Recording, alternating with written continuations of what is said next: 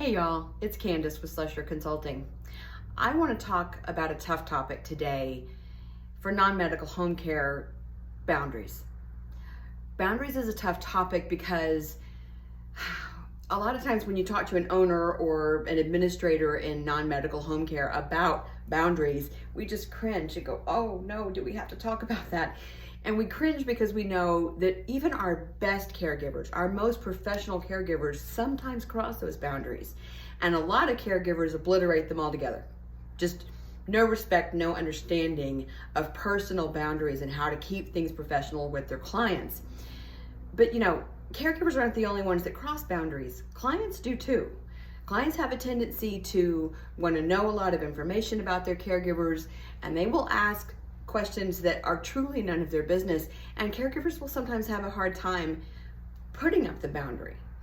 So it goes both ways. The cost to the agency could be immense. We can lose clients and caregivers both to, when they make private arrangements, they quit, they're just gone all of a sudden. That happens all the time, and that's our biggest fear. But we also can lose a little bit of reputation. We can lose time whenever it's gone too far and we have to do reports, or we have to, God forbid, even get into litigation. In my opinion, communication with both clients and caregivers about boundaries, clear, transparent communication is key. You want to help your caregivers understand the why, right? Why we are asking you not to talk about personal things. A lot of times caregivers just literally do not believe that a client will turn on them, but they will. And we need to, sometimes give those real life stories. If you've been in the business for a while, you have stories that you can tell caregivers about what happens when you go blabbing too much of your personal business, right? But the same thing for clients. We need to help them understand the why. We want to even share your boundaries policy with your clients.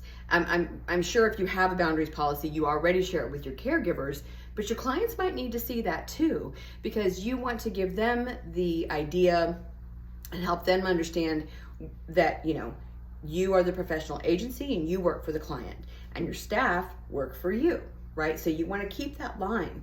Things like reminding them, don't make scheduling arrangements with your caregivers, and this is why. You want to make those scheduling arrangements through the office when there's a change. You want to always keep us involved. We work for you and the caregivers work for us. So we're asking you to keep us involved in those things. Sometimes that's enough. And when it comes to your caregivers, you're already looking to form loyalty. When you hire them, you want to make your mission their mission, because you're all on the same team, but you also need to be on the same page. So the more openly and honestly you communicate about boundaries and the ugly stuff that can happen when both clients and caregivers cross them, the more likely people are to respect those boundaries and to rise up to your standards. Everyone really just wants to do the right thing.